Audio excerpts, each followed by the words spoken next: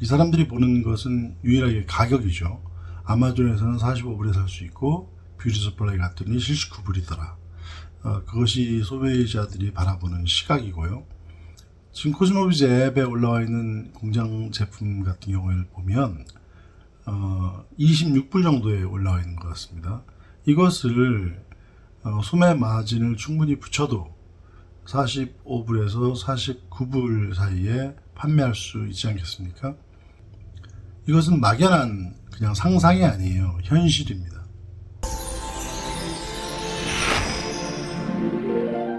최근 트레이드쇼에서 코스모비즈가 공장 직거래를 주제로 부스를 열었고 많은 리테일러들의 관심을 받았다고 들었습니다.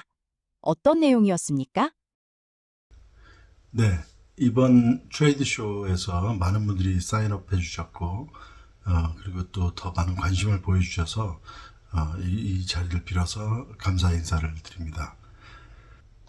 온라인 판매가 이미 우리 사회에 깊숙이 들어왔다는 사실은 모든 분들이 다 이해하고 계실 부분이기 때문에 강조하지 않겠습니다만은 이렇게 바뀐 시장의 환경에서는 소매점들도 물류, 그 다음에 바잉 구조, 어떤 제품을 어느 가격에 사야 되는지 가격 구조 이런 것들도 함께 고민하면서 풀어야 된다고 생각이 들어요. 직접적으로 말씀드린다면 제품을 가능한 공장에서 직접 거래하거나 아니면 지금보다 훨씬 더 싼 가격의 중간 도매업체로부터 제품을 공급받는 것이죠. 예를 들어 영업 경비를 줄이거나 유통 경비를 줄이거나 아니면 판촉 광고비를 줄이거나 모든 경비를 줄일 수 있는 부분에서 줄여서 더욱더 경쟁력 있는 가격 구조를 만들지 못하면 지금 벌어지고 있는 온라인 시대에 뒤처질 수밖에 없게 되기 때문에 모든 방법을 동원해서 가격을 조정해야 된다고 생각이 되고요. 그걸 가능하게 하기 위해서 코스모비즈는 앱을 만들었고 그 앱을 이번 쇼에서 소개해드렸던 것입니다. 온라인보다 싸게 팔 수 있다는 말이 쉽게 이해되지는 않습니다. 실제 예를 들어 설명해 주시겠습니까? 요즘 유행하는 마이크로 크로셰 휴먼 헤어를 가지고 한번 생각해 보시게요. 아마존을 검색해 보면 약 45불에서 49불 사이에 판매되고 있는 것 같더라고요. 그런데 유사한 제품을 뷰티 서플라이에 가서 찾아서 물어보면 보통 75불에서 79불 사이에 판매가 되고 있는 것 같습니다. 소비자 입장에서는 소매점의 리테일 마크업이라든지 아니면 렌트비라든지 인건비라든지 이런 점들을 감안하지 않습니다. 이 사람들이 보는 것은 유일하게 가격이죠. 아마존에서는 45불에 살 수 있고 뷰티 서플라이 갔더니 79불이더라. 그것이 소비자들이 바라보는 시각이고요. 그렇다면 저희 입장에서는 45불에나 아니면 49불 정도에 판매하는 것이 답이겠죠. 지금 코스모비즈 앱에 올라와 있는 공장 제품 같은 경우를 보면 26불 정도에 올라와 있는 것 같습니다. 이것을 소매 마진을 충분히 붙여도 45불에서 49불 사이에 판매할 수 있지 않겠습니까? 이것이 코스모비즈 앱이 가지고 있는 장점이고 그리고 이번 쇼에서 설명드렸던 내용입니다. 이것은 막연한 그냥 상상이 아니에요. 현실입니다. 그런데 이 문제에서 한 가지 더 중요한 사실이 있어요. 온라인에서 이미 이 제품이 떴고요. 그 다음에 소비자들은 이미 온라인에서 이 제품을 사기 시작했다는 겁니다. 이 사람들이 온라인에서 살 때 이 제품의 규격은 60g입니다. 100가닥이 문제가 아니에요. 100가닥이 얇으면 머리가 모자라게 되겠죠. 그래서 온라인에서 기준치가 60g인데 지금 저희 소매점에서 판매되고 있는 제품의 경우에는 제가 재보니까 50g인 경우가 많았습니다. 만일 소비자 입장에서 79불이라는 터무니없는 가격에 물건을 급한 마음에 샀다고 쳐도 미용실에서 스타일링을 하다가 2팩으로 충분할 거라고 생각하고 썼는데 중간에 머리가 모자라서 다시 리테일 스토어로 가서 한 팩을 더 사야 되는 그 사람들의 심정을 우리가 한번 고민해보고 생각해 볼 필요가 있다고 생각이 들어요. 이 소매점들의 신뢰가 깨지게 되었고, 그 다음에 더 이상은 이제는 거의 소비자들 입장에서는 뷰티 서플라이 가서 제품 가격을 물어보지도 않을 만큼 이미 우리가 가격 신뢰를 잃었다면 지금부터는 가격 신뢰를 회복해야 되고, 아니면은 제품의 모량, 모비율, 품질이라고 우리가 자신있게 이야기하는 브랜드 제품이라고 해서 품질이 좋다라고 우리는 얘기하지 않습니까? 그런데 우리가 믿고 있던 제품의 품질이 오히려 온라인 제품보다 못하다는 사실을 만일 확인할 수 있다면 정말 저희는 무슨 장사를 하고 있는 거예요? 소비자들을 농락하는 장사를 하고 있게 되는 겁니다. 우리도 모르는 사이에 말이죠. 이런 궁극적인 문제를 해결해야 된다는 것이 코스모비즈 앱의 어떤 철학이고요. 그 다음에 이번 쇼에서 많은 반응을 받았던 이유 같습니다. 가격 경쟁력은 이해가 됩니다. 그런데 공장에서 직접 주문한 제품의 품질이 도매업체 제품보다 낮으면 어떻게 합니까? 많은 분들이 가장 우려하고 그 다음에 질문해 오신 부분인데요. 공장에서 오는 제품의 품질을 믿을 수가 있겠느냐. 그런데 결과는 반대인 경우가 더 많습니다. 공장에서 판매하고 있는 제품은 공장 브랜드예요. 그리고 도매업체가 판매하고 있는 제품은 공장이 그 도매업체를 위해서 만들어준 제품이죠. 인지상정이라는 말이 있지 않습니까? 입장을 바꿔놓고 한번 생각해 보세요. 내가 공장 주인인데 내 제품의 품질과 그 다음에 내가 현장에 나가서 경쟁해야 되는 그 OEM 브랜드 회사의 제품과의 품질 차이를 과연 어떻게 정할까요?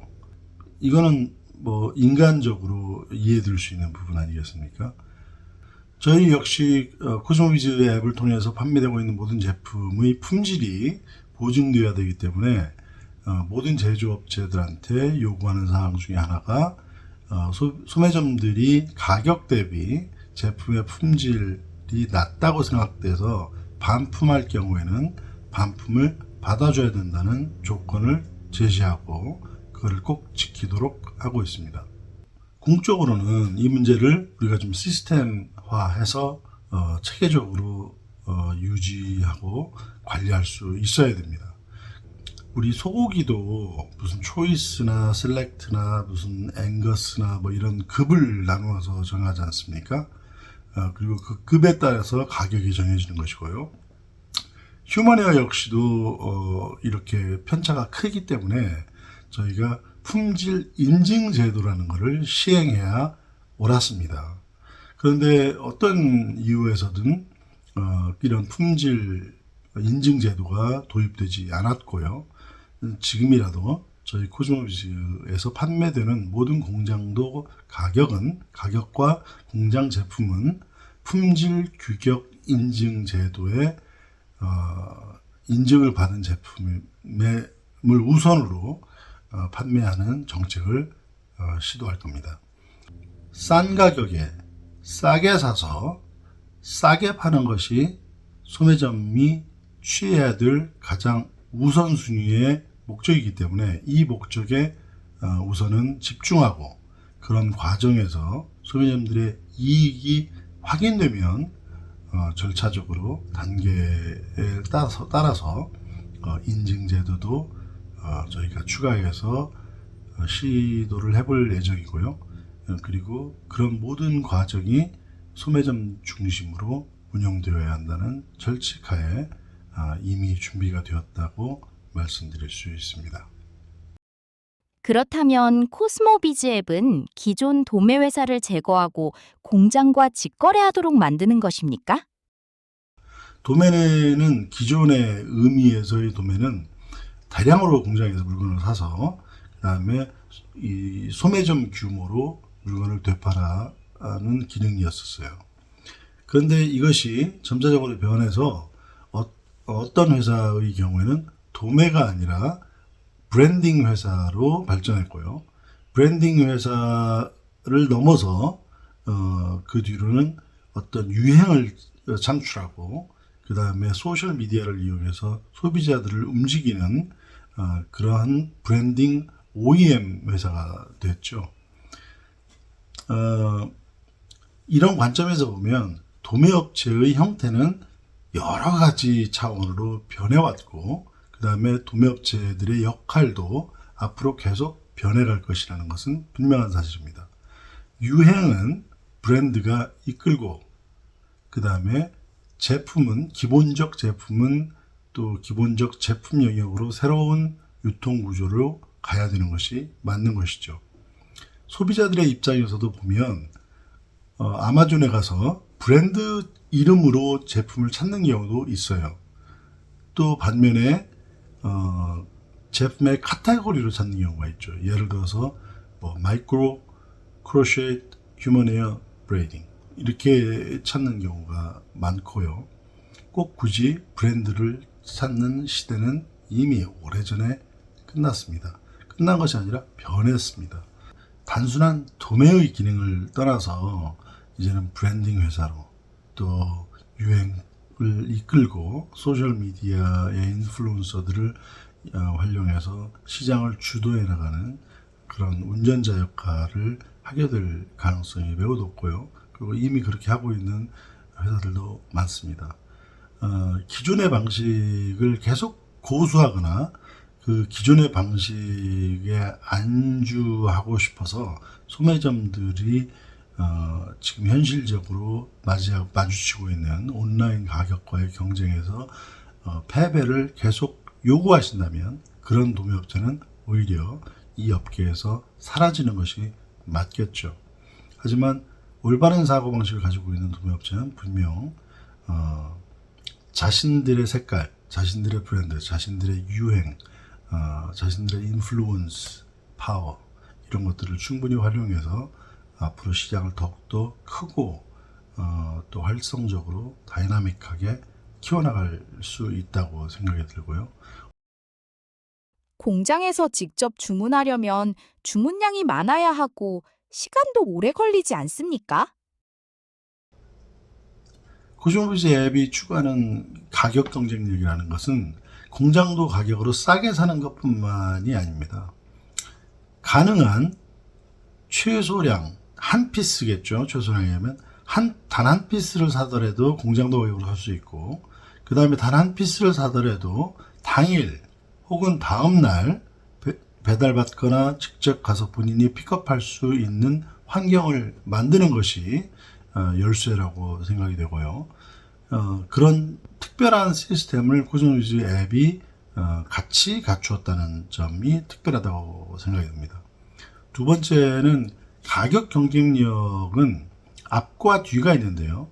앞부분에서는 공장에서 싸게 물건을 사는 것이고 뒤에서는 적은 인벤토리 아니면은 노 인벤토리 쉘브 장사라고 하지 않습니까? 쉘브에 있는 제품만 가지고 장사를 할 수 있는 환경을 만들어서 뒤에서 발생하는 재고 부담 아니면 재고로 인한 손실을 최소화하거나 없애는 것이 또 경쟁력이라고 생각이 들어요. 그래서 이 두 가지 조건을 모두 충족시킬 수 있는 시스템을 만드는 게 저희 코스모비즈 앱의 목적이고 그리고 그것이 가능해지도록 모든 시스템을 하드웨어적인 측면, 소프트웨어적인 측면, 물류적인 측면 모든 것을 다 갖추었다는 것이 특별하다고 말씀드릴 수 있습니다. 기존 도매업체도 결국 공장에서 대량으로 사서 소매점에 되파는 구조입니다. 그렇다면 코스모비즈를 이용한다고 해서 도매업체의 가격 경쟁력이 어떻게 더 커질 수 있다는 뜻입니까? 결론적으로 말씀드리면 가격 경쟁력을 갖춘다는 얘기는 불필요한 경비를 최대한 줄이자는 겁니다. 그냥 공장도 가격으로 모든 걸 사겠다라는 차원이 아니라 영업비를 줄이고 출장비를 줄이고 마케팅비를 줄이고 트럭킹비를 줄이고 줄일 수 있는 모든 부분의 경비를 줄여서 그 줄인 가격을 가격 경쟁력에 더해서 소매점들이 경쟁력을 높이자는 것이 궁극의 목적이기 때문에 그에 합당한, 그에 적합한 시스템을 요구하시는 도매업체가 있다면 저희는 언제든지 환영하고 함께 일하려는 그런 자세인 거죠. 예를 들어서 생각해 보면요. 케미컬 제품 같은 경우에는 4,000불 이상이 되어야 배달이 가능하다. 아니면은 그래서 2,000불 지금 2,000불어치만 필요한데도 불구하고 어쩔 수 없이 4,000불어치를 주문해야 하는 부담이 있는 거죠. 그런데 만일에 같은 지역에 10개 가게가 1,000불어치씩을 주문한다고 치면 이미 10,000불어치의 주문량이 되는 거거든요. 그러면 그거를 한 팔렛으로 묶어서 아니면 여러 개의 팔렛으로 묶어서 한 번에 트럭킹으로 보내게 되는 거죠. 그러면 그렇게 받은 제품을 각 소매점에 해당 소매점에 스플릿해서 이렇게 나누어 찢어준다고 표현하지 않습니까? 그렇게 나누어주는 기능이 저희 코스모비즈가 추구하고 있는 가장 기본적인 단위의 유통 트랜스퍼 스테이션의 개념이거든요. 회사마다 결제 방식과 텀 조건이 다를 텐데 코스모비즈 앱에서 주문하면 결제는 어떻게 됩니까? 소매점이 특정 공급업체에 주문을 할 때 서로 약속한 텀 기간이나 결제 조건을 주문서에 입력할 수 있도록 해놨습니다. 주문을 받은 공급업체는 주문서와 함께 그 조건을 확인한 뒤에 주문을 접수하든지 아니면 반려할 수 있게 되는 거죠. 한 번 거래가 이루어지면 코스모비즈 앱은 그 거래 조건을 기억합니다. 그래서 다음번 주문 때는 이전에 사용했던 텀 기간이나 결제 조건이 자동으로 입력되는 그런 시스템이거든요. 그래서 결제도 리테일러와 공급업체가 직접 약속한 방식으로 직접 하시는 거가 되고요. 결제 역시도 ACH든 젤이든 체크든 와이어 등 각 업체와 기존에 이미 형성해 놓으신 페이먼트 방식에 따라서 운영할 수 있도록 되어 있는 거죠. 이렇게 설명을 드리니까 어떤 분이 물어보시더라고요. 그러면 공장 직거래의 경우에도 텀을 받을 수 있느냐?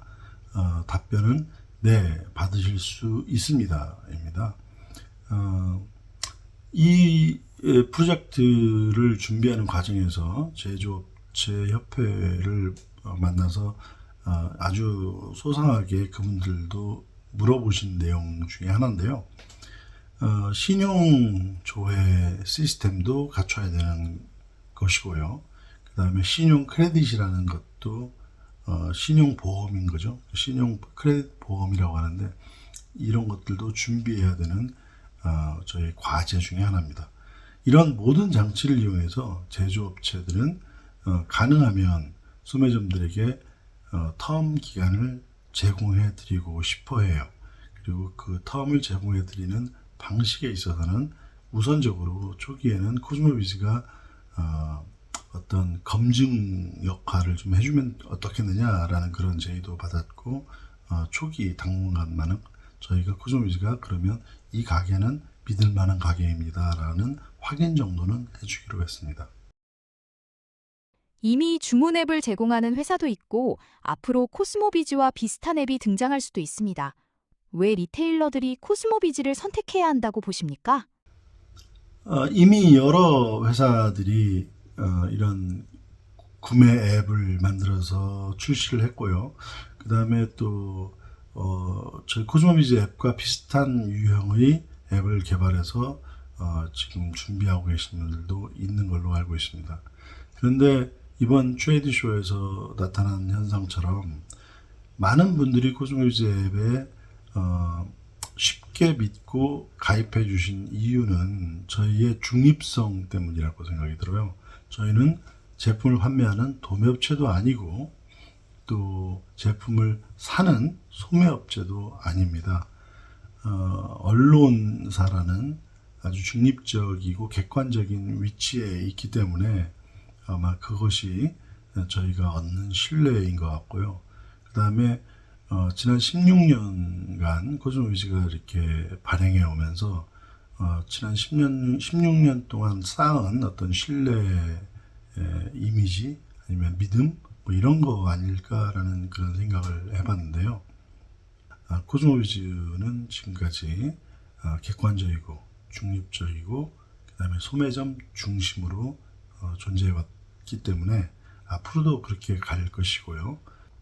중국 공장들이나 그 다음에 한인 소매업체 그리고 한인 도매업체 이 모두가 공생 함께 살아갈 수 있는 더 지혜로운 길을 함께 모색하는 것이 대립하거나 경쟁하는 것보다는 훨씬 더 소득이 크다고 자신 있게 말씀드리고 싶네요. 설명을 듣고 보니 기능이 매우 방대합니다. 그런데 이 앱을 무료로 제공한다면 운영 경비는 어떻게 마련합니까? 물론 코스모비즈 앱을 운영하려면 소프트웨어를 관리하고 그 다음에 또 여러 가지 부수적인 행정적 업무가 있거든요. 그래서 그런 것들을 다 포함하면 상당한 경비가 들어갑니다. 그래서 이 경비 부담은 1차적으로 제품을 판매하는 회사들에게 3% 이내, 지금은 2.5%입니다. 그렇게 해서 그 경비를 실비 정도 수준이에요. 실비 정도 수준을 부담하도록 할 것이고요. 그리고 코스모비즈는 잡지사라서 광고를 판매하지 않습니까? 그래서 광고가 그렇다고 해서 막 과하게 넘치게 판매할 수 있는 공간적인 여유도 없어요. 그래서 아주 제한된 범위 내에서의 광고를 판매할 것이고, 그리고 그렇게 판매된 광고비로 운영비를 부담할 예정입니다. 마지막으로 아직 코스모비즈에 가입하지 않은 리테일러들에게 한 말씀 부탁드립니다. 지금 뷰티 서플라이에서 가장 많이 듣는 이야기는 빈익빈 부익부 현상이 나타나기 시작했다. 큰 가게는 매출이 계속 오르고 그리고 작은 가게는 매출이 떨어진다라는 이야기들이 많습니다. 얼마 전에 제가 이 코스모비즈 앱을 런칭하기 전에 현장을 돌아봤는데요. LA, 휴스턴, 멤피스, 노스캐롤라이나, 워싱턴 DC 이 5개 지역에서 약 101개의 가게를 돌아봤어요. 이 101개의 가게에서 들은 이야기들을 저희가 종합해서 그거를 어떤 여론조사처럼 연구를 했는데 공통적인 이야기는 지금 현재 상태로는 안 된다. 혁신적인 대안이 필요하다. 이 필요성에 대해서는 거의 완벽하게 거의 모든 분이 한두 분을 제외하고 거의 모든 분이 같은 생각을 갖고 계십니다. 어떻게 할 것인가에 대한 구체적인 생각은 맞지 않은 것 같아요. 저희 코스모비즈 앱이 제시하는 방안은 구체적인 것이고 현실적인 것이고 실현 가능한 이야기들입니다. 어떤 분들은 자포자기 상태의 답변을 내놓으세요. 그냥 임대 계약이 끝나면 나는 떠나겠다. 나는 일할 만큼 일했으니까 은퇴하겠다. 그리고 그냥 나는 사겠다는 사람이 있으면 가게를 빨리 싸게라도 팔고 떠나겠다. 이런 말씀을 하시는 분들도 계세요. 어떤 젊은 2세는 다른 업종으로 전환해서 다른 업종을 시작해 보겠다라고 이야기하더라고요. 제가 드린 답변은 그거였습니다. 뷰티 서플라이는 저희가 기득권자입니다. 기득권자의 특권이라는 게 있어요. 이 특권을 가지고도 여기에서 성공하지 못했다면 이미 기득권자들이 있는 다른 산업에 가서 성공할 수 있겠느냐. 여기에서 실패한 사람이 이렇게 쉬운, 우리가 기득권자라서 우리가 칼자루를 쥐고 있는 산업에서도 성공하지 못했다면 다른 산업으로 갔을 때 성공할 가능성이 매우 낮다라고 저는 답변했습니다. 저희 뷰티 서플라이 산업은요, 저희 손으로 개척했고, 그리고 저희 손으로 지켜야 하는 산업입니다. 그리고 지킬 수 있는 방법이 없으면 저 역시도 더 이상 말을 할 건덕지가 없을 거예요. 하지만 분명한 사실은 쉽게 지킬 수 있고, 그리고 쉽게 실행할 수 있는 우리가 기반을 가지고 있는데 선택의 이슈라고 저는 생각이 드는 겁니다. 할 것인지 말 것인지의 문제지 할 수 있는지 할 수 없는지의 문제는 아니라는 거죠.